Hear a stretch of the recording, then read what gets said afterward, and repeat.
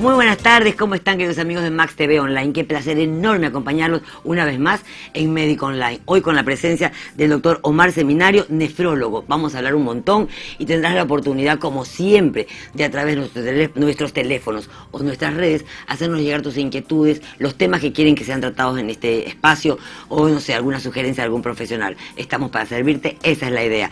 Déjame recordarte cómo estamos en Facebook, cómo estamos en Instagram y cuál es nuestro WhatsApp para que también puedas escribirnos en el momento que tú quieras. Ahí está. En Facebook somos Max TV Online EC, en Instagram Max TV Online _EC y en WhatsApp 09 99 98 81 44 para que te puedas comunicar con nosotros. Bienvenidos entonces, le damos la bienvenida también al doctor. Qué gusto tenerlo aquí. Buenas tardes, ¿cómo le va? Nefrología, qué técnica, qué parte de la medicina tan importante. La gente no sabe, por ejemplo, yo no lo sabía, que la nefrología trata temas como la hipertensión. Dentro de un campo bastante amplio, sí. Básicamente lo que se centra es el estudio del riñón. Correcto. Y dentro del estudio del riñón, sí, múltiples enfermedades como la hipertensión, la diabetes, la obesidad, cálculos del riñón, infecciones de vías urinarias a repetición, son todas patologías que causan una repercusión sobre el riñón. ¿Cómo se relaciona el riñón con la obesidad?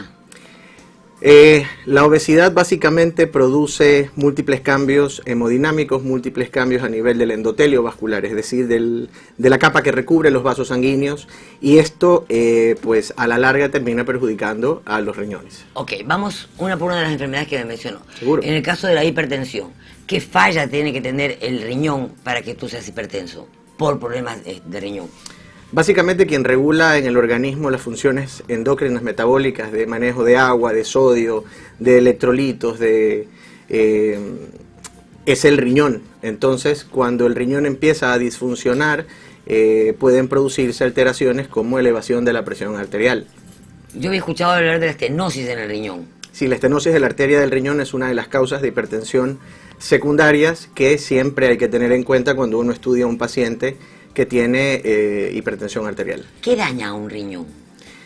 Básicamente el riñón siempre es un órgano afectado en forma secundaria. El riñón nunca se daña en forma primaria. El riñón se daña por patologías como la hipertensión, la diabetes, los cálculos, las infecciones, poliquistosis renal. Son varias las enfermedades que tienen como objetivo el daño al riñón, pero en forma secundaria. ¿Nacer con un riñón más chiquitito y el otro más grande puede ocasionar problemas a alguien? Sí, eso es un caso de hipoplasia de riñón o de displasia renal a las finales.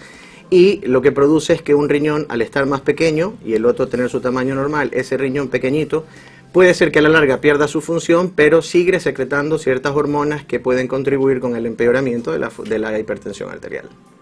¿La insuficiencia renal se da por? Múltiples causas. Siempre es secundaria a algo.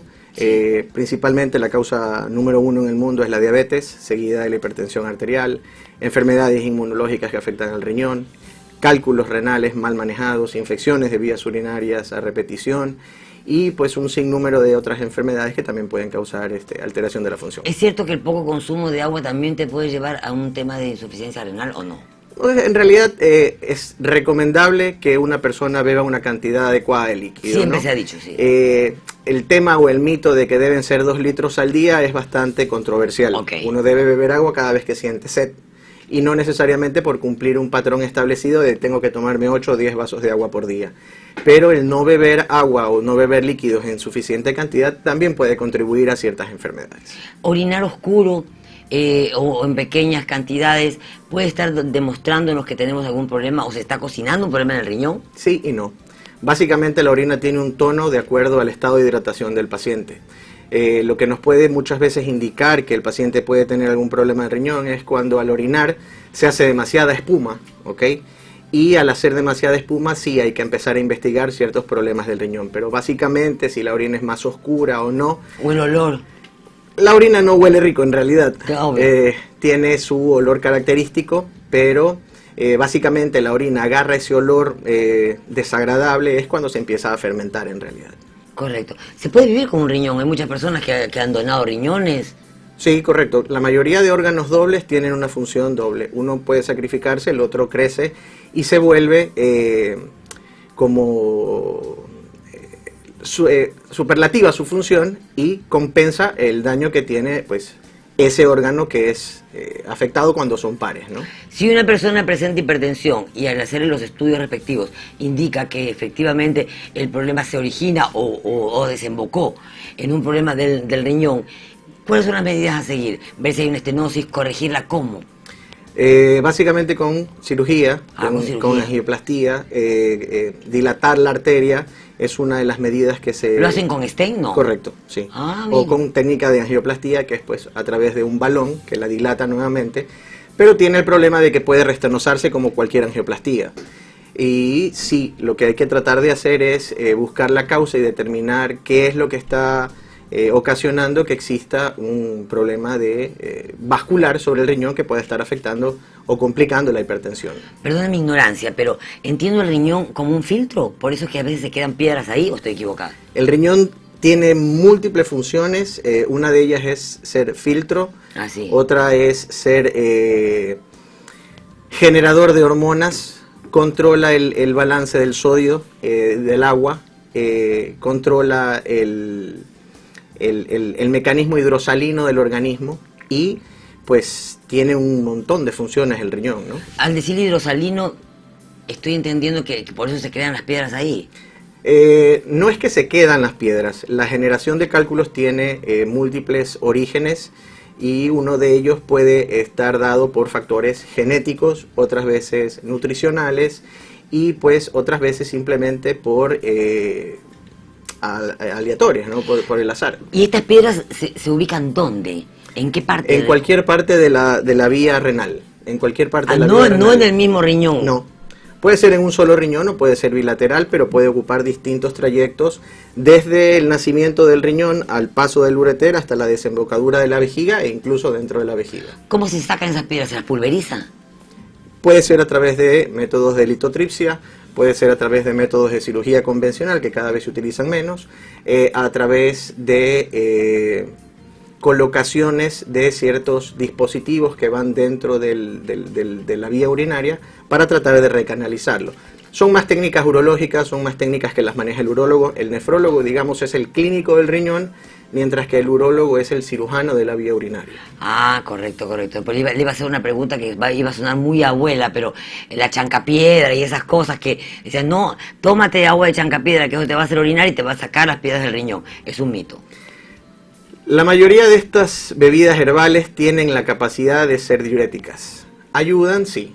Te va a sacar la piedra del riñón, claro, por el estado de hidratación, pero no porque tenga alguna acción farmacológica o algo establecido para poder, digamos que esta bebida que vamos a ingerir nos vaya a ayudar a pulverizar el cálculo o a eliminarlo de alguna otra forma. ¿Cómo se hace un trasplante de riñón? No me lo cuentes, vamos a ir a un corte comercial y la resto me lo dice.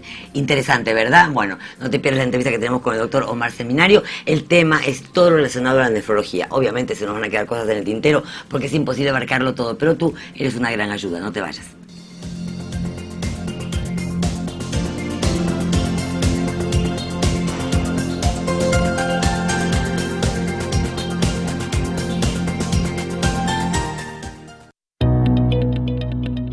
La planta de tratamiento Pantano Seco, para cubrir el noroeste de la ciudad, fue visitado por la vicealcaldesa de Guayaquil, Doménica Tabaqui, y en el recorrido se pudo apreciar el funcionamiento del sistema, desde la recepción de las aguas del alcantarillado hasta su retorno al cuerpo de recepción, ya totalmente libres de contaminación.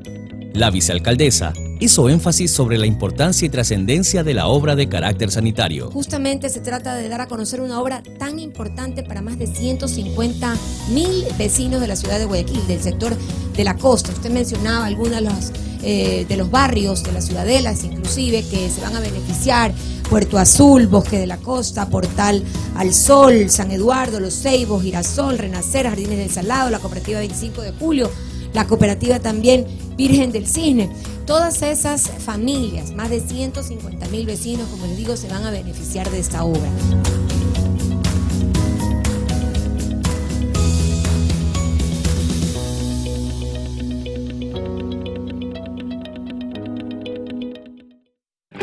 Hola amigos de Max TV, que nos ven en el Ecuador y el mundo. Soy Carmela Zúñiga y quiero invitarlos a que sean parte importante de Ecuador de Exportación, un espacio informativo y de entrevistas que busca resaltar la dinámica actividad del gremio exportador, importador e inversionistas, así como nuestros productos y servicios que por su gran calidad y variedad tienen gran acogida en los mercados mundiales. Te esperamos los miércoles a las 10 de la mañana, aquí por Max TV.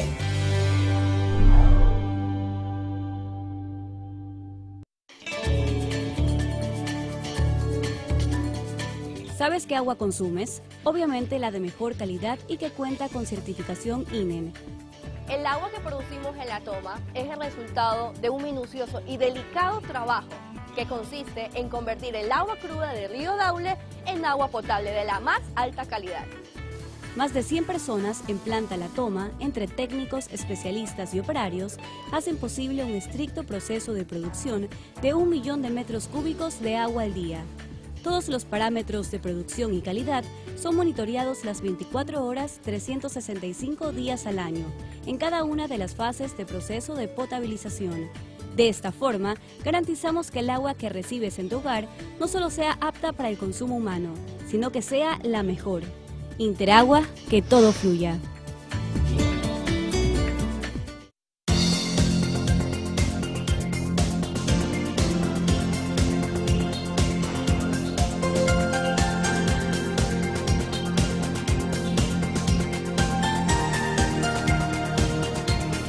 Durante el corte aprendí un montón con el doctor y quiero que me lo repita. Eso del canguil, de la diferencia de la piedrita que se mueve. A ver, cuéntelo por favor, ahora sí en pantalla. Va, en lo que estábamos conversando, ¿no? Los cálculos tienen diversas formas y tamaños.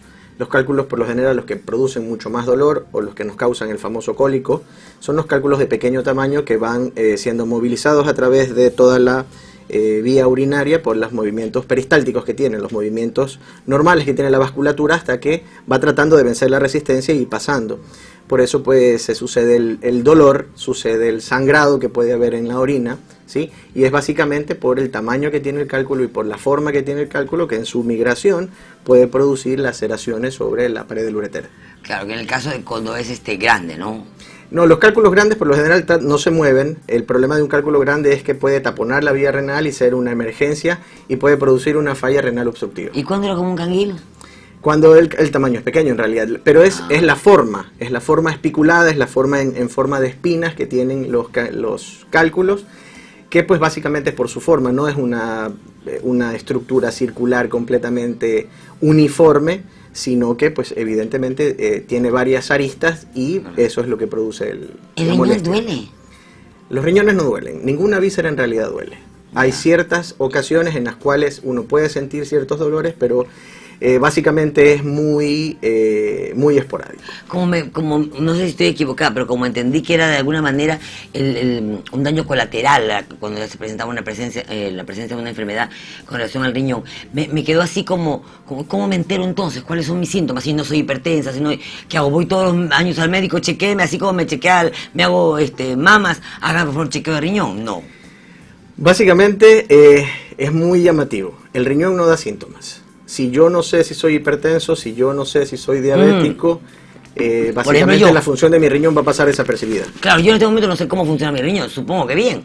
Asumiríamos que sí. Ay, no me asuste. Pero entonces, o sea, no hay ningún tipo de síntoma. No. Pueden suceder... Ya me está doliendo, ¿sí sabes? Los nervios. No, eso es la espalda.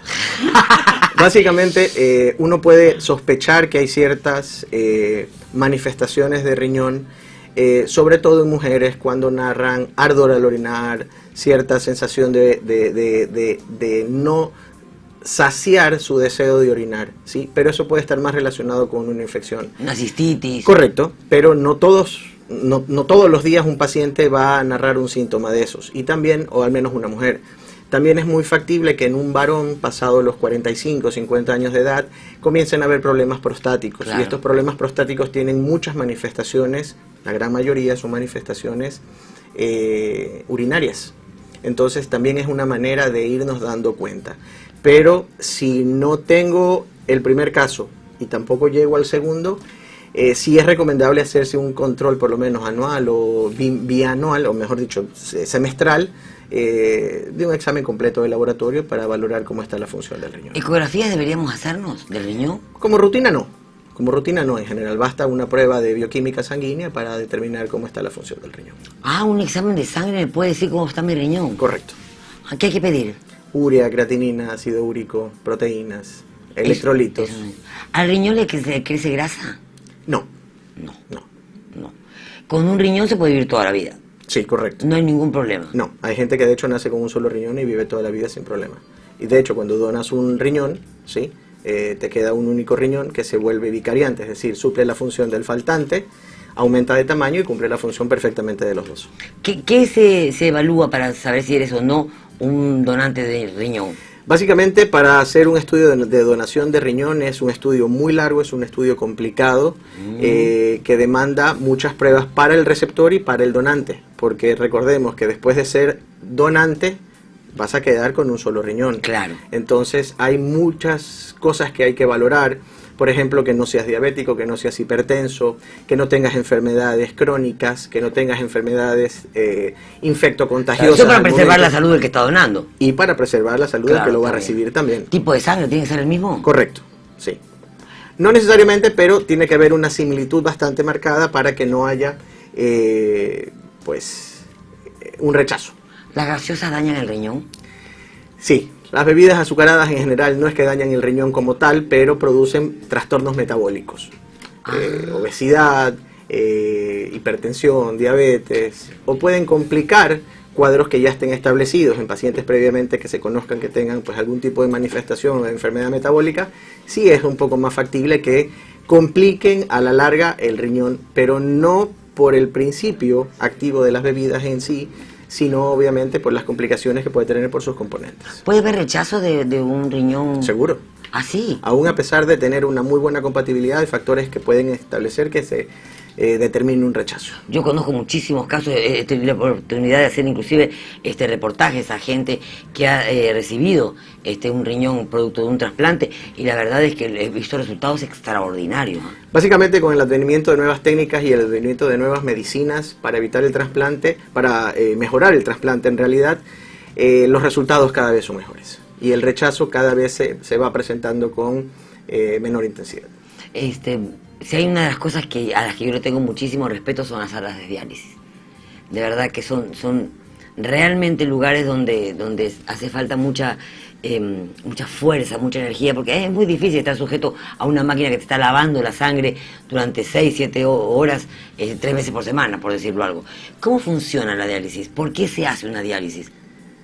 Cuando uno habla con un médico y este médico te indica que necesitas ir a ver a un nefrólogo, el primer escenario es: voy a entrar a diálisis. Claro. La palabra nefrología por sí denota negativismo. Y está como relacionada. Correcto. La palabra nefrología ya te supedita a: sí, voy a perder mi riñón, sí, necesito diálisis, se acabó mi vida. Qué bárbaro, es verdad. Sí, en realidad nosotros lo comprendemos, ¿no? El paciente que sufre insuficiencia renal es un paciente muy delicado, es un paciente que tiene, además de todas sus patologías, es un paciente que tiene una carga emocional muy grande, él y su familia. Total. ¿Sí?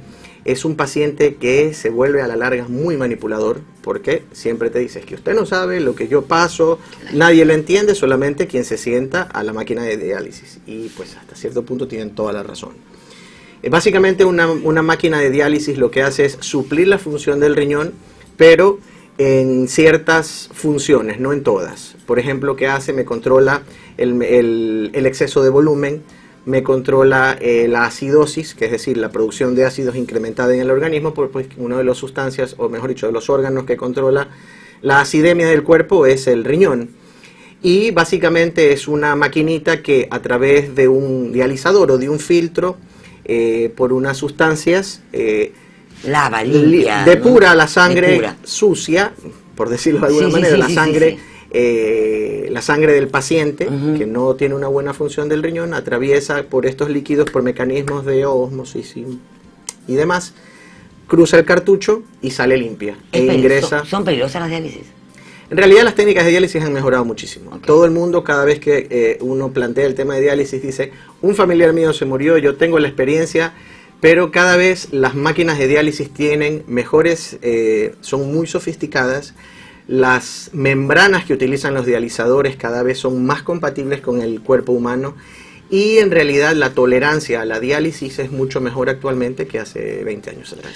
Ya para cerrar, porque estamos con el tiempo, ¿cómo cuidamos al riñón para evitar cualquier tipo de Básicamente los cuidados del riñón están dirigidos a llevar una vida sana, como cualquier cristiano, a llevar una vida sana, no comer sal en exceso, hacer ejercicio, evitar las frituras y obviamente beber agua.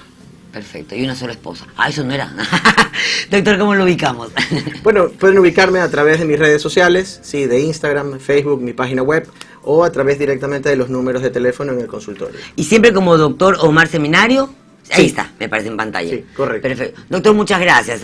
Es la primera, pero no la última vez que lo molestamos. No, por favor, muy amable. Ustedes ya saben cómo somos nosotros. Muchísimas gracias. Hemos aprendido un Por montón. Se lo dijimos al comienzo del programa. Espero que lo hayan aprovechado y disfrutado tanto como nosotros. Nos vemos en una próxima oportunidad, si Dios lo permite.